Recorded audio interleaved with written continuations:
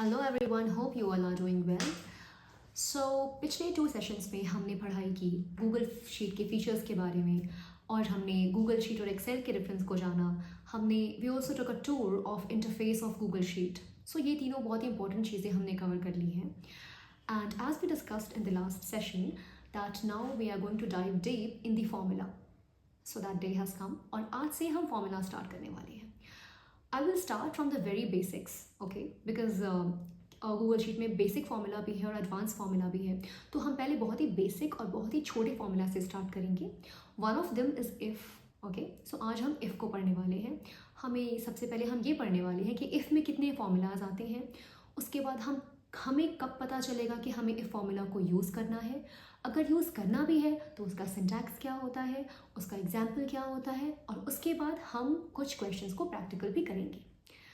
And at the end of this video I am going to give you notes of this if session. You have to, आप उसे एक बार go through करो और मैं आपको I try to give you few questions in a Google sheet which you can make a copy and you can practice. So yes, let's get started with exploring the formula. So as we discussed that we are going to learn if formula, ठीक है? तो सबसे पहला point important होता है, हम ये समझेंगे कि हमें पता कब चलेगा कि कौन से क्वेश्चन को सॉल्व करने के लिए हमें इफ फॉर्मूला यूज करना होगा. That's a very important point. As you can see on my screen, जब हमें कंडीशनल क्वेश्चन पूछा जाएगा, you need to test a condition and take different actions based on the result.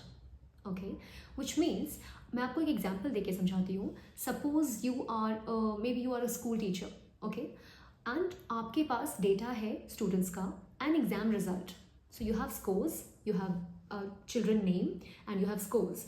अभी आपसे पूछा जा रहा है that use Google Sheet and try to understand that which student has passed the exam and which student has not, and the passing marks is 35.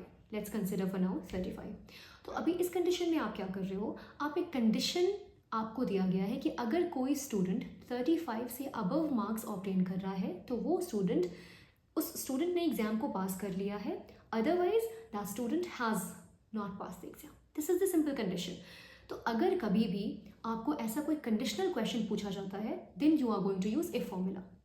मुझे लगता है कि इफ़ एक ऐसी चीज़ है जो कि हर जगह यूज़ होती है, जैसे प्रोग्रामिंग लैंग्वेजेस में भी है. तो अगर आपने गूगल शीट पहली बार भी अगर आप पढ़ रहे हो, लेकिन अगर आपने कोई भी कोडिंग करी है तो उसमें आपको you must have seen somewhere.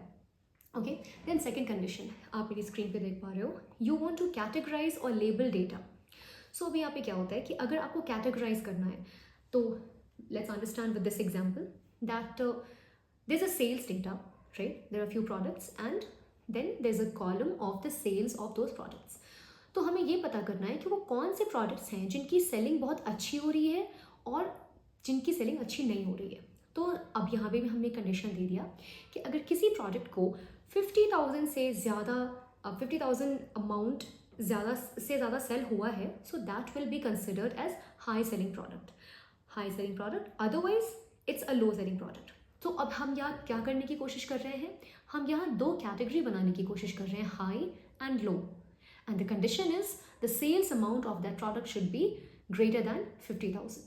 So again, basic logic जो है वो बहुत ही सेम है कि एक कंडीशन हमें दिया हुआ है, उस कंडीशन के बेसिस पे हम एक कैटेगरी क्रिएट करने की कोशिश कर रहे हैं, राइट? सो इसमें कोई बहुत बड़ी चीज़ नहीं थी. अब हम समझेंगे इफ फॉर्मूला का syntax with an example. Okay, so yes, अब हम समझेंगे सिंटैक्स को. इफ फॉर्मूला है तो उसका सिंटैक्स क्या है, हम फॉर्मूला स्टार्ट कैसे करेंगे, उसमें कौन कौन से आर्ग्यूमेंट्स आते हैं, let's understand that.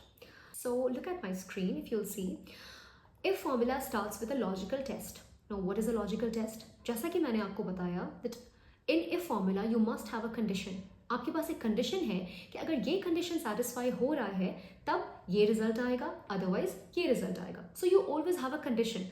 So to check that condition, when you are checking that condition, that's what is called logical test. So इस example के through अगर हम समझते हैं कि एक एग्जाम हुआ है जिसमें students have got few marks, और अगर किसी स्टूडेंट को 60 से ज़्यादा मार्क्स आया है तो वो पास हुआ है, अदरवाइज वो फेल हुआ है. सो इन दिस एग्जाम्पल हम इतना ही समझते हैं.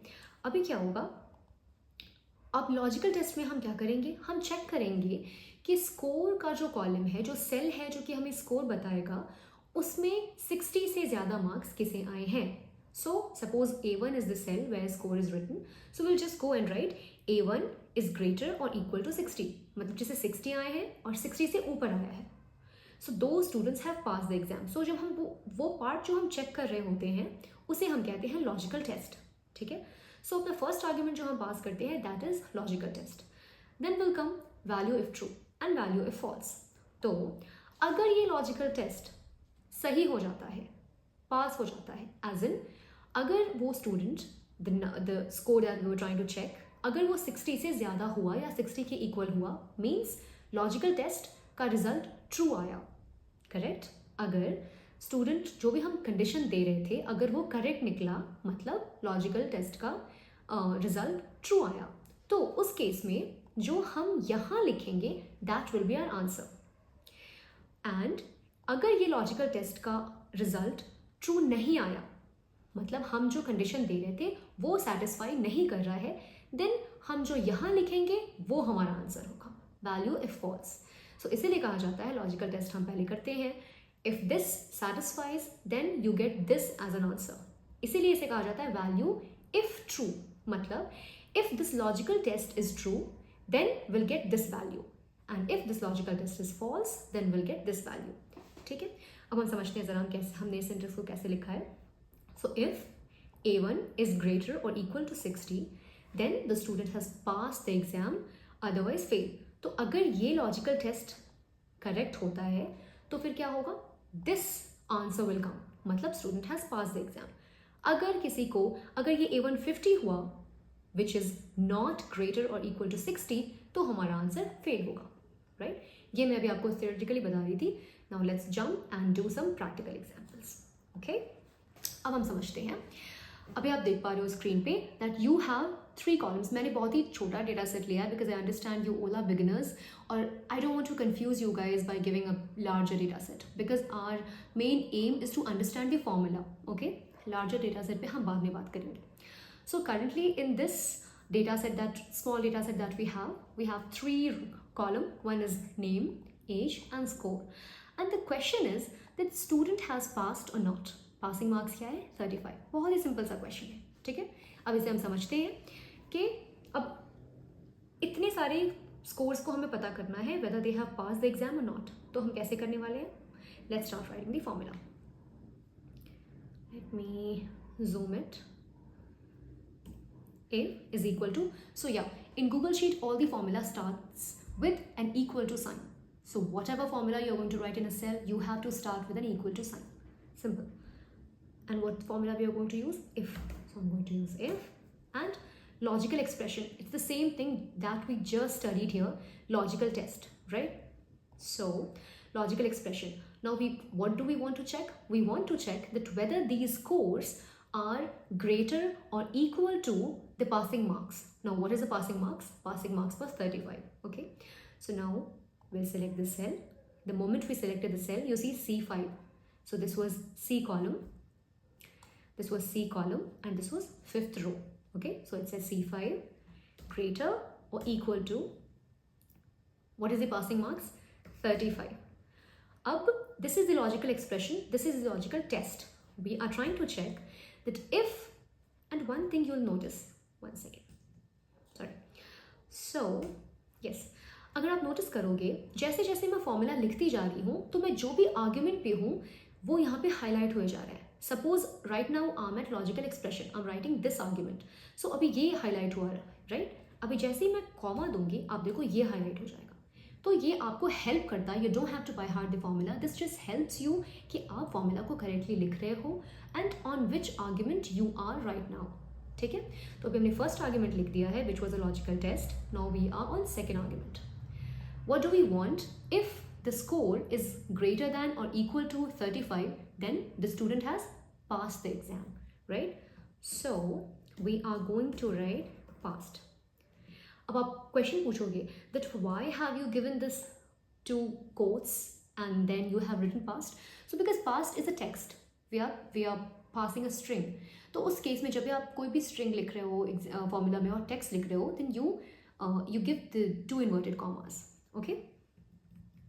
And then so value if true मतलब अगर ये लॉजिकल टेस्ट कंप्लीट होता है then we want this to appear, okay. Otherwise अगर ये कंप्लीट नहीं होता है, मतलब अगर किसी को 35 से कम मार्क्स आए हैं, तो हम नहीं चाहते कि वो स्टूडेंट पास कहलाए, हम चाहते हैं कि वो स्टूडेंट फेल कहलाए। Simple. Enter and now let me just zoom it out. अभी आप देखोगे मैंने वो सारे फॉर्मूला को कॉपी पेस्ट कर दिया। अब हम देखते हैं हुआ क्या है। Let's understand. यहाँ पे क्या हुआ, इस स्टूडेंट का स्कोर क्या था 80, राइट। हमारा पासिंग मार्क्स क्या था 35। सो कॉमन सेंस में अगर देखो तो of course that student has pass the exam. But अभी इफ में क्या हुआ, इफ में गया C5 इज ग्रेटर और इक्वल टू 35। ये क्वेश्चन है कि is C5 which is 80 greater than और equal to 35? Yes it is. So that's why we will get this as an answer which is value if true and not this. हमें हमेशा इस case में हमेशा past as an answer आएगा। अब हम चलते हैं किसी ऐसे सेल पे जहाँ पे स्टूडेंट फेल हुआ है। अब हम बताते हैं स्टूडेंट का स्कोर क्या था 33 विच इज़ लेस दैन 35, तो पासिंग मार्क्स से कम एग्जाम स्कोर आया। अभी देखते हैं C14 which is this Jason. C14 is greater और इक्वल टू 35। ऐसा है क्या? ऐसा नहीं है। जेसन को कितने मार्क्स आए हैं 33 विच इज लेस दैन 35। तो फिर ये आंसर नहीं अपीयर होगा, ये वाला आंसर अपीयर होगा which is value if false. ये जो हम करना चाहते थे लॉजिकल टेस्ट वो पास नहीं हो पाया, वो फेल हो गया। तो इसीलिए जो ये आर्ग्यूमेंट होगा वो हमारा आंसर होगा। तो इस केस में हमारा आंसर पास नहीं, हमारा आंसर फेल्ड। अब हम आते हैं इफ्स पे, okay, which is the second member of if family. So if से नाम से ही बहुत क्लियर है दैट इफ हम कब यूज करेंगे, जब हमारे पास एक कंडीशन होगा। इफ्स हम कब यूज करेंगे, जब हमारे पास एक से ज्यादा कंडीशन होगा। So whenever you have conditions more than one, you are going to use ifs, and if you have just one condition then you are going to use if. Last question में हमारे पास सिर्फ एक ही condition था that this is the passing marks and you have to find out that which student has passed the exam and which student has not passed the exam. So there was only one condition that the score should be greater than or equal to 35. तो एक condition था, इसलिए हमने if use किया था। But it's not always that you'll get just one condition question. जैसे जैसे आप एडवांस लेवल पे जाओगे आपको बहुत ही कॉम्प्लिकेटेड कंडीशंस मिलते हैं, तो उस केस में आपको इफ्स को यूज़ करना इंपॉर्टेंट हो जाता है। ठीक है, अभी हम जानते हैं सिंटैक्स। इफ्स का सिंटैक्स क्या होता है। अब यहाँ पे क्या है, कंडीशन 1। तो जैसा कि मैंने आपको बताया कि इफ्स में आपको बहुत सारे कंडीशन चेक करने होंगे। तो यू रिमेंबर इफ में हमारे पास लॉजिकल टेस्ट हम कह रहे थे फर्स्ट आर्ग्यूमेंट को, राइट, बिकॉज वहाँ पे सिर्फ एक ही कंडीशन चेक करना था। Here you will have to check the condition 1, according to that you will get result 1, then you have to check condition 2, according to that you will get condition result 2। Simple, again कोई rocket science नहीं है। Let's try to understand with the formula. Now what is the question here, again same data set, मैंने कोई data set change नहीं किया है आपकी सहूलियत के लिए। सो अभी you have to create that grading system on the basis of the students scores, okay. अब वो आप कैसे करोगे, how many conditions do you have, read the question here. Grading system is equal to A for scoring 85. So if a student has scored 85 or above, that student should get A. अगर 70 से 84 के बीच में score किया है, that student should get B. अगर 50 to 69 के बीच में score किया है, that should get a C. And if any student has scored below 50, they should get a D. Okay, so ये आपको grading system बनानी है. Now tell me, how many conditions are there? There are 4 conditions. So that's for the reason we are using ifs and not if. Start writing. What are we going to use? Ifs. As I told you, all the formula in Google Sheet starts with an equal to. So I started with an equal to, and which formula we want to use? Ifs. So I wrote ifs, and I'm already getting a suggestion from Google Sheet. So I'll just enter tab, and that's it. Okay. Now I want which is the score cell? It's C and 5. So I'm just going to select that. What is my condition? What is my first condition? That the score should be greater or equal to 85. Okay. What happens if student has scored greater or equal to 85? They get a grade called A, right? So now A is a text here. It's a string. So what are we going to do? We are going to write that A under double quotes. What did we do just now? We just wrote one condition out of 4. Okay. Now 3 conditions are left. Now, what was the second condition? The second condition was the student should get above No, the student should get marks between 70 to 84. Okay, so we have already removed the data of students who have scored 85 or above. So now in the data set we only have students left with the scores less than 85. Okay, so हम यहाँ आसानी से लिख सकते हैं again C5, which is the score cell, greater than or equal to, what was the here, what was the least range here, 70, right? इस case में हमारा क्या होगा, B. We wanted to give a grade as B, right? Then again, now we just wrote second condition. Now comes the third condition. इस case में क्या था, 50 to 69. अब हमने जो ये दो conditions लिखे हैं, what did we do? We removed the data of students who scored, first we removed the data of students who scored more than 85 or 85 or above, okay? Then we removed the data of students who scored greater or equal to 70. So in the data set that you had, Google Sheet has already removed these two conditions. Why? Because you have already mentioned them. Now whatever data you have, उस data में सिर्फ वही students बचे हैं जिनका score अभी 70 से नीचे है. ओके, तो अब हम थर्ड कंडीशन लिखेंगे that if the score is greater than और equal to 69, right? Oh, sorry, 50 because the least range is 50. Sorry, right? Okay, so अभी क्या हुआ? We have written three conditions. इसमें 85 और above का सबसे पहले डेटा हटाया गया, then 70 and above का डेटा हटाया गया, then 50 and above का डेटा हटाया गया. Now we are only left with the students who have scored less than 50. हम उन्हें क्या देना चाहते हैं? D. Simple. Again we'll select this, which is less than 50 should get a D. अभी देखते हैं, इसे 80 है, ये इसने 80 स्कोर किया है and we have put him or okay, it's a her in B grade. Why? Because she has scored 80 and somewhere she is falling between 70 to 84, right? So that's why she got B. अब हम check करते हैं randomly. Okay, let's check Eva. So Eva को 50 marks आए थे, which falls between 50 to 69, including 50. So इस case में इसीलिए हमने उसको C असाइन किया. And then we have maybe Kiara को 30 आए थे, तो anybody who has scored below 50 should get a D, so we gave Kiara a D. Okay, so अभी आपको समझ में आ गया कि मैं एक बार और फॉर्मूला को एक्सप्लेन कर देती हूँ कि आपके पास 4 कंडीशंस थे. ओके, कंडीशंस आप देख ही पा रहे हो क्या क्या थे. सो अभी हमने स्टार्ट किया. Okay, before I explain you the formula again, I want to make one thing very clear that whenever you're writing this kind of formula, always start with the highest range, right? तो इस grading system में highest क्या था? 85. हमेशा highest से start करो. क्यों? मैं आपको reason थोड़ी देर में explain करूँगी. अभी क्या होगा, आप highest से start करो. आप जब highest से start करते हो तो in the backend Google Sheet automatically starts working, removing the data set for which you have already written the condition.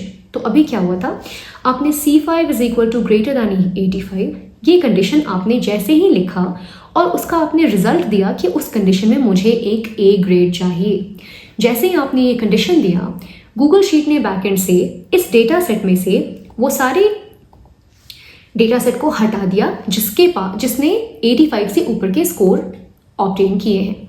वो डेटा सेट को ऑटोमेटिकली हटा दिया गया. Okay, now what do you have in data set? वैसे students जिनका score 85 से नीचे है. ओके, नाउ हम आएंगे, अब हमें ये माइंड में ये लेके चलना है कि ओके, हमने हाईएस्ट कंडीशन दे दिया, गूगल शीट ने वो डेटा हटा दिया होगा. सेकंड कंडीशन पे हम आते हैं 70 टू 84. तो अब हमें ये रेंज लिखने की कोई ज़रूरत नहीं है बिकॉज गूगल शीट ने ऑटोमेटिकली वो डेटा हटा दिया है. अब हमारे पास जो डेटा सेट है वो सिर्फ 85 से नीचे का है, करेक्ट? तो और इसमें लीस्ट रेंज क्या है? 70. तो अगर हम ऐसा कंडीशन देते हैं कि now we want all the data which is greater than 70, so वो डेटा कहाँ से कहाँ तक जाएगा automatically? Since Google sheet has already remove the data which is above 85, तो अभी 84 तक का डेटा बचा है. तो जैसे ही हम लिखते हैं that we want scores greater than 70, तो गूगल शीट ऑटोमेटिकली 70 से 84 तक फेच कर लेगा, which was our condition, correct? तो उस केस में हमें बी चाहिए। अभी इस केस में फिर से गूगल शीट ने बैकएंड से वो सारे डेटा हटा दिए जहाँ तक स्टूडेंट ने 70 मार्क्स स्कोर किया था, करेक्ट। अब हमारे पास डेटा कहाँ तक है, 69, राइट। हाँ, और हमारा थर्ड कंडीशन क्या था, 50 to 69। अगेन आपको रेंज लिखने की कोई ज़रूरत नहीं है, because now you have data available till 69 score, simple. अब हम अगर हमें ये लीस्ट रेंज हम 50 का यूज़ करते हैं कि हमें ऐसा डेटा चाहिए, हमें ऐसे स्टूडेंट्स का डेटा चाहिए जिन्होंने 50 या अबव स्कोर्स ऑब्टेन किए हैं। तो उस केस में क्या होगा, 50 तक, 50 से वो शुरू करेगा और हमारे पास मैक्सिमम डेटा कहाँ तक अवेलेबल है, 69। तो वो ऑटोमेटिकली 50 to 69 का रेंज डिसाइड हो जाएगा बैकएंड में। और वैसे को हम एक सी ग्रेड देना चाहते थे। अब क्या होता है, गूगल शीट ने बैकएंड से कहाँ तक का डेटा हटा दिया है, 50 तक का। तो जो भी स्टूडेंट्स ने 50 तक स्कोर किया है उसका डेटा हटा दिया गया, गूगल शीट ने बैकएंड से हटा दिया। तो अभी आपके पास क्या बचा, students who have scored lesser than 50, correct, which was our fourth condition. तो अभी भी आपको, आप सीधा कंडीशन लिख सकते हो कि C5 इज लेस दैन 50, हमें वो डी चाहिए, सिंपल, कोई रेंज लिखने की ज़रूरत नहीं है, and that's how you get the grades. Now one point I wanted to mention, कभी भी why should you always start with the highest range? अगर आप स्टार्ट करते कि लेस दैन 50, ग्रेटर दैन 50 से अगर आप स्टार्ट करते तो ग्रेटर दैन 50 में तो 85 भी आ जाएगा, 80 भी आ जाएगा, 70 भी आ जाएगा। सो that will not define a good grade, I mean that will not create the right conditions, right. क्योंकि आप जैसे ही ग्रेटर दैन 50 लिखते हो, आपका तो ये ग्रेड कभी क्रिएट ही नहीं होगा, ए ग्रेड तो कभी क्रिएट ही नहीं होगा। Why? Because 50 above 50 means 70 to 84 as well, 85 as well, 85 and above as well। तो उस केस में आप कभी ये 2 ग्रेड्स बना ही नहीं पाओगे। इसीलिए कभी भी ऐसे कंडीशन में always start with the highest grade, which I just did. I started with the 85, which was the highest score or highest condition I had. Okay? Yes. So now we are going to understand the third very important part of this if family. Okay? In this formula, if you have two conditions and both conditions should satisfy, then only you can get the actual result. Okay, मैं आपको समझाती हूँ। If you can see on my screen, अभी आप देख रहे हो कि if with and, इसका मतलब क्या है कि you have two conditions, condition 1 and condition 2, both should get satisfied. How does the syntax work? If है and है. So we all know what does and mean. And means that whatever condition you are giving after and, both should satisfy. Then only we'll get this value if true value. Okay, so if condition 1 is satisfied and condition 2 is satisfied, then we are going to write the result as value if true. Otherwise, if any of these conditions are not satisfied, then we are going to write value if false. Understood? सब कुछ equal, सब कुछ same ही है, if and if जैसा ही है, value if true, value if false, वो हमने पढ़ा ही था लास्ट में।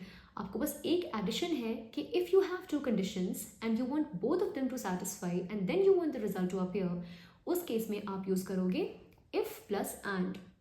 ओके, अभी हम let's jump to the formula and try to understand. So okay, here you have same, again we are using the same data set and we have two conditions. And what are these two conditions? One is about age. So if student's age is 18 or above, and second condition is if student has obtained marks 50 or above, then we'll consider that student as passed, otherwise failed. Okay, I know this is very vague condition and this not should work in real life. I know it's stupid, but I'm just taking it as an example so we'll understand the formula. Okay, let's write the formula. Formula starts with an is equal to sign. We are going to write if. We already got the suggestion. What do we want? We want and. So we are going to write, I'm going to choose and now. You see, we are already getting suggestions from Google Sheet to write logical expression 1. So Google Sheet is asking us to write our first condition. What was our first condition? The age condition. That student's age should be greater than or equal to 18. So which is the age column? B is the age column. So we're going to select this B, sorry. You see, I did a mistake. Yeah. So now I should select B5, which is age column, and the condition was it should be greater than or equal to, what was the condition? 18. So we are going to write 18. Since I have written this formula in the cell already, so that's why I'm getting the suggestions, but you focus on what I'm writing now, okay? Then you notice that the moment I am done with the first logical expressions, this Google Sheet is suggesting me the second logical expression. So Google Sheet is asking me to write my second condition. Now, how did Google Sheet know that I have more than one condition? Because I have used and. जब हमने formula में and use कर लिया if के साथ, मतलब वो automatic Google sheet समझ जाता है कि ओके यूज़र को यहाँ पे एक से ज़्यादा कंडीशंस देना है, इसीलिए यूज़र ने इफ़ के साथ एंड भी यूज़ किया है. That's why I am already getting this hint that now enter your second condition. So what is our second condition? Second condition is that student must obtain marks which should be greater than 50 or above. I just told something wrong. Okay, fine. So what is C column? This is C column, and which should be greater or equal to 50. Okay. Now, when we are done writing these two conditions, we have to close the parenthesis, and then the moment I give the comma, you'll see value if true is getting highlighted. So Google Sheet is telling that you are done writing both conditions. Now tell me, if these both conditions are satisfied, what value do you want to be appeared? अगर ये दोनों condition satisfy हो जाता है तो आप कौन सी value देखना चाहते हो? इसीलिए वैल्यू इफ ट्रू अपेयर हो रहा है, मतलब गूगल शीट अब मुझे पूछ रहा है कि आप वो वैल्यू दो जो कि आप एज अ रिजल्ट देखना चाहते हो. तो अगर दोनों कंडीशन सेटिस्फाई हो रहा है तो what do I want to say? I want to say the student as passed.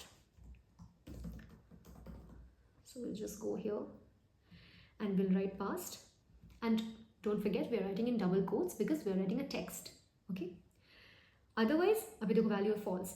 तो अब गूगल शीट मुझसे पूछ रहा है that अगर ये दोनों कंडीशन सेटिस्फाई नहीं होता है तो आप क्या बोलना चाहते हो? तब मैं बोलना चाहती हूँ that student फेल कर गया है.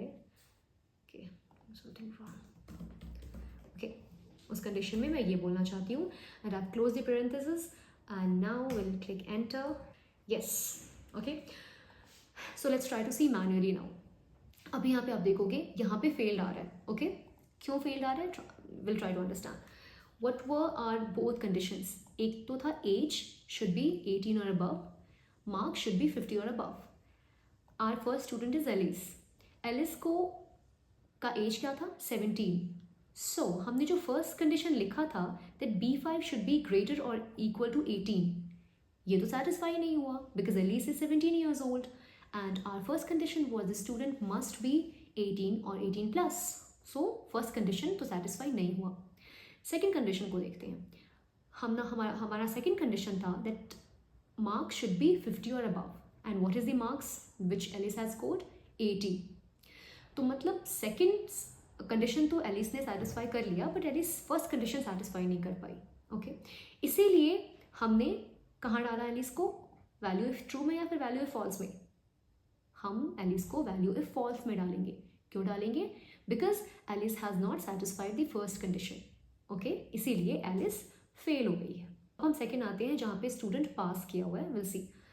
सो we have somebody called Bob. Okay, now will see. So again, first condition was the age should be 18 or above. What is the age of the Bob? 19. So first condition, check. Done. Let's check the second condition. The marks should have been 50 or above. What is the marks of Bob? 65. Second condition, check as well. So Bob has satisfied both the conditions, and that's why Bob is considered as passed and not failed. Because जब ये दोनों condition satisfy हुआ तब हम value if true को answer में appear करते हैं. तो what was value if true? Passed. So that's why we got passed as an answer. I hope that was clear. अब हम आते हैं जब हमें दोनों में से कोई एक कंडीशन चूज करना हो. ऐसा भी तो हो सकता है, राइट? तो हम वो समझते हैं. So first let's try to understand the syntax. So this is our. Then in that case अभी हम इफ के साथ क्या यूज कर रहे थे? एंड. ओके, अब हम इफ के साथ यूज करेंगे और. सब कुछ सेम है, just we have to replace and with और. Syntax is absolutely same. अगर आप देखोगे तो इफ़ के बाद हम उस टाइम एंड लिख रहे थे, अभी हम और लिख रहे हैं।